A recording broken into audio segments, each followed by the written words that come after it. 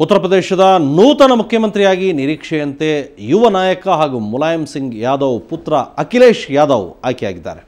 ಇಂದು ನಡೆದ ಸಮಾಜವಾದಿ ಪಕ್ಷದ ಶಾಸಕಾಂಗ ಸಭೆಯಲ್ಲಿ ಅಖಿಲೇಶ್ ಹೆಸರನ್ನು ಸರ್ವಾನುಮತದಿಂದ ಆಯ್ಕೆ ಮಾಡಲಾಗಿದೆ. ಎಸ್ಪಿ ಮುಖಂಡ ಆಜಮ್ ಖಾನ್ ಹಾಗೂ ಮುಲಾಯಂ ಸಹೋದರ ಶಿವಪಾಲ್ ಸಿಂಗ್ ಅಖಿಲೇಶ್ರನ್ನು ಸಿಎಂ ಮಾಡಲು ವಿರೋಧ ವ್ಯಕ್ತಪಡಿಸಿದರು. ಆದರೆ ಇಂದಿನ ಸಭೆಯಲ್ಲಿ ಸಿಎಂ ಸ್ಥಾನಕ್ಕೆ ಅಖಿಲೇಶ್ ಹೆಸರನ್ನು ಆಜಮ್ ಖಾನ್ ಪ್ರಸ್ತಾಪಿಸಿದ್ದು ವಿಶೇಷವಾಗಿತ್ತು. ಮುಲಾಯಂ ಸಿಂಗ್ಗೆ ವಯಸ್ಸಾಗಿರೋದ್ರಿಂದ ಅಖಿಲೇಶ್ ಅವರನ್ನು ಉತ್ತರಾಧಿಕಾರಿಯನ್ನಾಗಿ ಮಾಡಲು ನಿರ್ಧರಿಸಿದರು. ಅಲ್ಲದೆ ಪಕ್ಷದ ಬಹುತೇಕ ಶಾಸಕರು ಅಖಿಲೇಶ್ ಪರ ಒಲವು ವ್ಯಕ್ತಪಡಿಸಿದರು. 38 ವರ್ಷ ವಯಸ್ಸಿನ ಅಖಿಲೇಶ್ 3 ಬಾರಿ ಸಂಸದರಾಗಿದ್ದು ಪ್ರಸ್ತುತ ಕನೌಜ್ ಕ್ಷೇತ್ರದ ಸಂಸದರಾಗಿದ್ದಾರೆ. ಅಖಿಲೇಶ್ ಸಿಎಂ ಆಗುವ ಮೂಲಕ ಉತ್ತರ ಪ್ರದೇಶದ ಅತ್ಯಂತ ಕಿರಿಯ ಹಾಗೂ ದೇಶದ 2ನೇ ಕಿರಿಯ ಮುಖ್ಯಮಂತ್ರಿ ಎಂಬ ಹೆಗ್ಗಳಿಕೆಗೆ ಪಾತ್ರರಾಗಿದ್ದಾರೆ. ಈ ಹಿಂದೆ 36 ವರ್ಷದ ಪ್ರಫುಲ್ಲ ಕುಮಾರ್ ಮೊಹಂತ ಅಸ್ಸಾಂ ಮುಖ್ಯಮಂತ್ರಿಯಾಗಿದ್ದರು. ರಾಜ್ಯದ 403 ವಿಧಾನಸಭಾ ಕ್ಷೇತ್ರಗಳಲ್ಲಿ ಎಸ್ಪಿ 224 ಸ್ಥಾನಗಳನ್ನು ಗೆಲ್ಲುವ ಮೂಲಕ ಸ್ಪಷ್ಟ ಬಹುಮತ ಸಾಧಿಸಿತ್ತು. ಮಾರ್ಚ್ 15ಕ್ಕೆ ಅಖಿಲೇಶ್ ಯಾದವ್ ಸಿಎಂ ಆಗಿ ಪ್ರಮಾಣ ವಚನ ಸ್ವೀಕರಿಸಲಿದ್ದಾರೆ.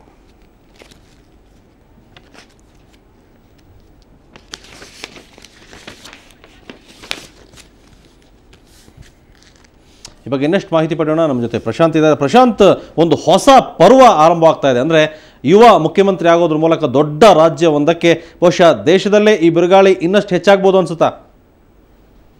ಹಮೀದ್, ಪ್ರಾಯಶಃ ಉತ್ತರ ಪ್ರದೇಶದ ರಾಜಕಾರಣದಲ್ಲಿ ಒಂದು ರೀತಿಯಾಗಿರ್ತಕ್ಕಂಥ ಜನರೇಷನ್ ನೆಕ್ಸ್ಟ್ ರಾಜಕಾರಣ ಪ್ರಾರಂಭ ಆಗಿದೆ ಅಂತಕ್ಕಂಥ ಸ್ಪಷ್ಟ ನಿದರ್ಶನ ಇವತ್ತು ಅಖಿಲೇಶ್ ಯಾದವ್ರ ಶಾಸಕಾಂಗ ಪಕ್ಷದ ನಾಯಕರಾಗಿ ಆಯ್ಕೆ. ಮಾರ್ಚ್ 15ರಂದು ಅಖಿಲೇಶ್ ಯಾದವ್ ಪ್ರಮಾಣ ವಚನವನ್ನು ಸ್ವೀಕರಿಸಿದ್ದಾರೆ.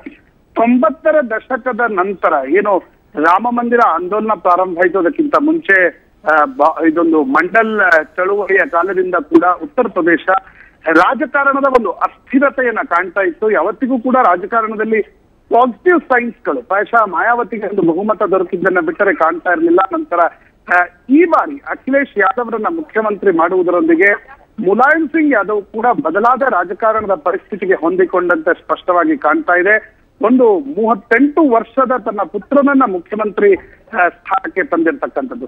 ಪ್ರಾಯಶಃ ಡೈನಾಸ್ಟಿಕ್ ಪಾಲಿಟಿಕ್ಸ್ ಅನ್ನ ವಿರೋಧಿಸುವವರು ಇದನ್ನೊಂದು ಬೇರೆ ರೀತಿಯಲ್ಲಿ ಕಾಣಬಹುದೇನೋ, ಆದ್ರೆ ಡೈನಾಸ್ಟಿಕ್ ಪಾಲಿಟಿಕ್ಸ್ ಕೂಡ ಇವತ್ತಿನ ರಾಜಕಾರಣದ ರಿಯಾಲಿಟಿ ಅಂತಕ್ಕಂಥದ್ದು ಕೂಡ ಸ್ಪಷ್ಟ. ಆ ದೃಷ್ಟಿಯಿಂದ ನೋಡಿದ್ರೆ ಉತ್ತರ ಪ್ರದೇಶ ಕೂಡ ಬದಲಾಗ್ತಾ ಇದೆ ಅಂತಕ್ಕಂಥ ಸ್ಪಷ್ಟ ನಿದರ್ಶನ ಕಾಣ್ತಾ ಇದೆ.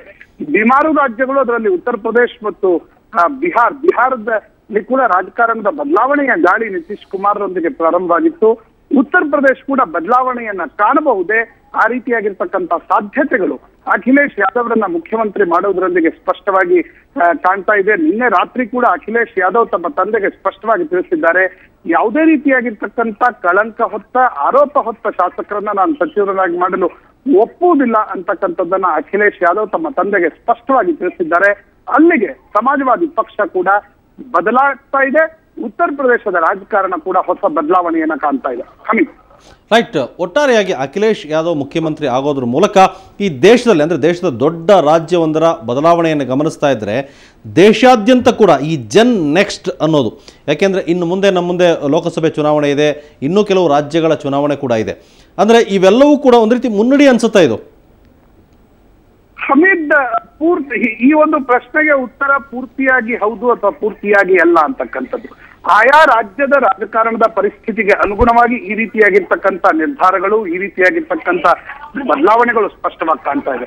ಹಿಂದೆ ಜಮ್ಮು ಕಾಶ್ಮೀರದಲ್ಲಿ ಕೂಡ ಫಾರೂಕ್ ಅಬ್ದುಲ್ಲಾ ಪುತ್ರ ಉಮರ್ ಅಬ್ದುಲ್ಲಾ ಮುಖ್ಯಮಂತ್ರಿಯಾದಾಗ ಸಾಕಷ್ಟು ಆಶಾವಾದವಿತ್ತು. ಆದ್ರೆ ಉಮರ್ ಅಬ್ದುಲ್ಲಾ ಆ ಒಂದು ಮಟ್ಟಕ್ಕೆ ತಲುಪಲಿಲ್ಲ ಅಂತಕ್ಕಂಥದ್ದು ಕೂಡ ರಾಜಕಾರಣದ ಒಂದು ರಿಯಾಲಿಟಿ ಹಮೀದ್. ಆದ್ರೆ ಒಂದಂತೂ ನಿಜ, ಅಖಿಲೇಶ್ ಯಾದವ್ರನ್ನ ಮುಖ್ಯಮಂತ್ರಿ ಮಾಡುವುದರೊಂದಿಗೆ ಮುಲಾಯಂ ಸಿಂಗ್ ಯಾದವ್ ಕೂಡ ತಾನು ಬದಲಾಗಬಹುದು ಬದಲಾಗ್ತೇನೆ ಅಂತಕ್ಕಂಥ ಸ್ಪಷ್ಟ ಸಂಕೇತಗಳನ್ನ ತೋರಿಸಿದ್ದಾರೆ. ಯಾಕಂದ್ರೆ ಮುಲಾಯಂ ಸಿಂಗ್ ಮತ್ತು ಲಾಲೂ ಪ್ರಸಾದ್ ಯಾದವ್ ಒಂದೇ ರೀತಿಯ ರಾಜಕಾರಣವನ್ನ ಆಡ್ತಾರೆ ಅಂತಕ್ಕಂಥ ಮಾತನ್ನ ಹೇಳಲಾಗ್ತಾ ಇತ್ತು. ಆದ್ರೆ ಅಖಿಲೇಶ್ರನ್ನ ಮುಖ್ಯಮಂತ್ರಿ ಮಾಡುವುದರೊಂದಿಗೆ ಮುಲಾಯಂ ಸಿಂಗ್ ಯಾದವ್ ಸಾಕಷ್ಟು ಪ್ರಶ್ನೆಗಳಿಗೆ ತನ್ನಿಂದ ತಾನೇ ಉತ್ತರವನ್ನ ಕೊಟ್ಟಿದ್ದಾರೆ. ಉತ್ತರ ಪ್ರದೇಶದ ರಾಜಕಾರಣದಲ್ಲಿ ರಾಹುಲ್ ಫ್ಯಾಕ್ಟರ್ ಅಂತಕ್ಕಂಥದ್ದು 2012ರ ಚುನಾವಣೆಯಲ್ಲಿ ಸಂಪೂರ್ಣವಾಗಿ ಕುಸಿದು ಬಿದ್ದಿತ್ತು. ಆದ್ರೆ ಮುಂದೊಂದು ದಿನ ರಾಹುಲ್ ಮತ್ತೆ ಲೋಕಸಭಾ ಚುನಾವಣೆಯಲ್ಲಿ ಹೆಚ್ಚು ಸ್ಥಾನಗಳನ್ನ ಪಡೆಯಬಹುದು ಅಂತಕ್ಕಂಥ ಲೆಕ್ಕಾಚಾರದೊಡನೆ ಮುಲಾಯಂ ಸಿಂಗ್ ತಮ್ಮ ಪುತ್ರನನ್ನ ಮುಖ್ಯಮಂತ್ರಿ ಮಾಡಿದ್ದಾರೆ. ಅಲ್ಲಿಗೆ ಸಮಾಜವಾದಿ ಪಕ್ಷ ಮತ್ತು ಉತ್ತರ ಪ್ರದೇಶದಲ್ಲಿ ಒಂದು ಜನರೇಷನ್ ನೆಕ್ಸ್ಟ್ ರಾಜಕಾರಣ ಪ್ರಾರಂಭ ಆಗಿದೆ. ಇದು ಇಡೀ ದೇಶಕ್ಕೆ ತಲುಪಬಹುದೇ ಅಂತಕ್ಕಂಥದ್ದು, ರಾಹುಲ್ ಗಾಂಧಿಯನ್ನ ದೇಶ ಒಪ್ಪಬಹುದೇ ಅಂತಕ್ಕಂಥದ್ದು, ಅಥವಾ ಹೊಸ ಪೀಳಿಗೆ ರಾಜಕಾರಣಿಗಳನ್ನ ದೇಶ ಒಪ್ಪಬಹುದೇ ಅಂತಕ್ಕಂಥದ್ದು ಪ್ರಾಯಶಃ ಆಯಾ ಪ್ರದೇಶದ ಒಂದು ರಾಜಕೀಯ ಪರಿಸ್ಥಿತಿಯನ್ನ ಖಂಡಿತವಾಗಿ ಅವಲಂಬಿಸಿರುತ್ತೆ. ಜೊತೆಗೆ ಪ್ರಶಾಂತ್, ನೀವು ಹೇಳಿದಾಗೆ ಈ ಯುವಕರ ಪಡೆ ಈ ಹಿಂದೆ ಪ್ರಫುಲ್ಲ ಕುಮಾರ್ ಮೊಹಂತ 36 ವರ್ಷಕ್ಕೆ ಅಸ್ಸಾಂನ ಮುಖ್ಯಮಂತ್ರಿ ಆದರು. ಅವರು ಬೆಳೆದಷ್ಟೇ ವೇಗವಾಗಿ ಮುಗಿದು ಹೋದರು ಕೂಡ. ಹಾಗೆ ಒಮರ್ ಅಬ್ದುಲ್ಲಾನು ಕೂಡ ಅವರ ನಿರೀಕ್ಷೆ ಇತ್ತು, ಅದು ಹುಸಿಯಾಯಿತು. ಸಂಸದರಾಗಿರೋ ಅಖಿಲೇಶ್ ಯಾದವ್ ಅವರಿಂದ ಜನ ಏನು ನಿರೀಕ್ಷೆ ಮಾಡ್ತಾರೆ ಅನ್ಸುತ್ತೆ ನಿಮಗೆ? ಅಮಿತ್, ಸ್ಪಷ್ಟವಾಗಿರ್ತಕ್ಕಂಥದ್ದು 2007ರಲ್ಲಿ ಮೊದಲ ಬಾರಿ ಅಸ್ಥಿರತೆಯಿಂದ ಉತ್ತರ ಪ್ರದೇಶದ ರಾಜಕಾರಣ ಸ್ಥಿರತೆಯುತ್ತ ಬಂದಾಗ ಮಾಯಾವತಿಯಿಂದ ಕೂಡ ಸಾಕಷ್ಟು ಬದಲಾವಣೆಗಳ ನಿರೀಕ್ಷೆ ಇತ್ತು. ಆದ್ರೆ ಮಾಯಾವತಿ ಒಂದು ಕಾಸ್ಟ್ ರೇನ್ಬೋ ಕೋಯಲೇಷನ್ ಏನೇನೋ ಮಾಡಲು ಯಶಸ್ವಿಯಾದ್ರು. ಆದ್ರೆ ಒಂದು ಪೊಲಿಟಿಕಲ್ ಪ್ರೋಗ್ರಾಮ್, ಒಂದು ಡೆವಲಪ್ಮೆಂಟಲ್ ಪ್ರೋಗ್ರಾಮ್, ಈ ಎರಡನ್ನ ಕೊಡ್ಲಿಕ್ಕೆ ಮಾಯಾವತಿ ಕಳೆದ 5 ವರ್ಷದಲ್ಲಿ ವಿಫಲರಾಗಿದ್ದಾರೆ. ಹೀಗಾಗಿಯೇ ಮಾಯಾವತಿ ಅಧಿಕಾರವನ್ನ ಕಳೆದುಕೊಂಡು ಕೂಡ ಅಖಿಲೇಶ್ ಯಾದವ್ ಹೊಸ ಭರವಸೆಗಳನ್ನ ನೀಡಿದ್ದಾರೆ. ಅಲ್ಲ, ರಾಜ್ಯವನ್ನ ಕೂಡ ಅಭಿವೃದ್ಧಿಯತ್ತ ಕೊಂಡೊಯ್ಯಬೇಕು ಅಂತಕ್ಕಂಥದ್ದು ಕೂಡ ಅಖಿಲೇಶ್ ಯಾದವ್ ಉತ್ತರ ಪ್ರದೇಶ ಜನರಿಗೆ ಕೊಟ್ಟಿರ್ತಕ್ಕಂಥ ಭರವಸೆ. Right Prashant, thank you. ನಮ್ಮ ಜೊತೆ ಮಾತಾಡೋದಕ್ಕೆ ಈಗ ಮೈಸೂರು